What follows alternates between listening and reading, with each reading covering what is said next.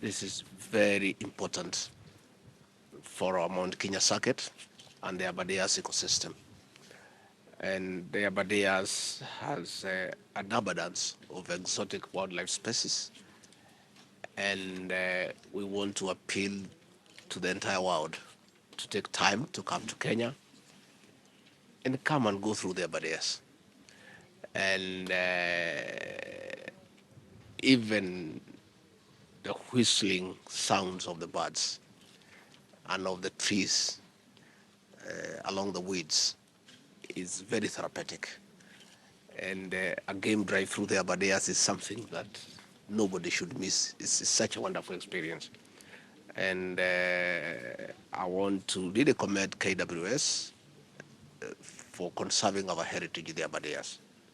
Abadeas is intact. It's as good as it was, 5, 6 decades ago. And we want people to come here.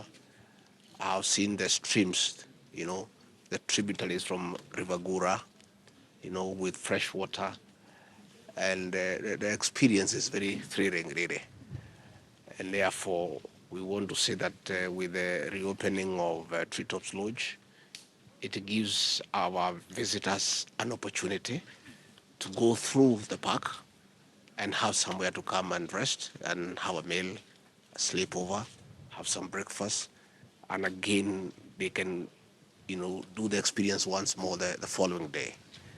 So we want to say we are very, very, very happy with all stakeholders, the Kenya Tourism Board, the KWS, the investors in this lodge, and everybody in this space for restoring the Abadeas ecosystem, and again for completing the Mount Kenya circuit, which is very important for our tourism. And I think with this facility now, those who come from Nairobi on the way to Samburu can stop over. Those who wants to go to Meru can stop over. The circuit is complete. And I want to say that I've really, really enjoyed the game drive.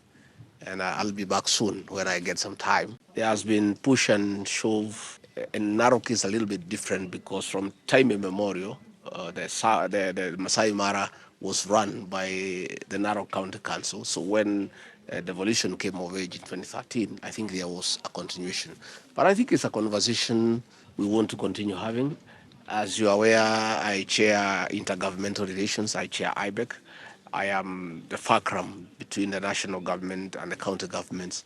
And from where I sit, I'll facilitate that conversation between the national government and the county governments. But it's not as easy as it sounds. Maintaining these parks is very, very, very expensive.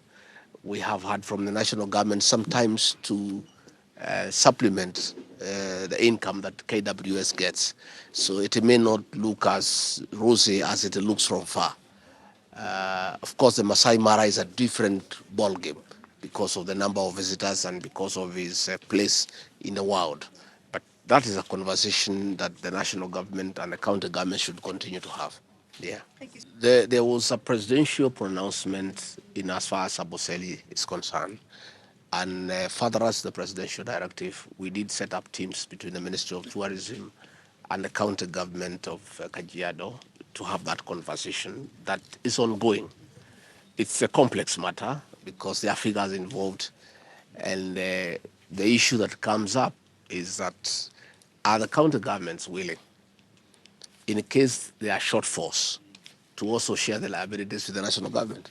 It's a complex matter, much as the county governments would like to share the revenue with the KWS. That sounds fine. But in many parks, the national government has to supplement KWS to keep the parks going. Are the county governments willing when there's a shortfall to also chip in? So that conversation is ongoing, that we don't just discuss the assets, we also discuss the liabilities, the pros and cons. But it's a healthy conversation. It's ongoing. We haven't reached a conclusive decision, but we want to encourage that conversation to continue going, and my office is overseeing that conversation.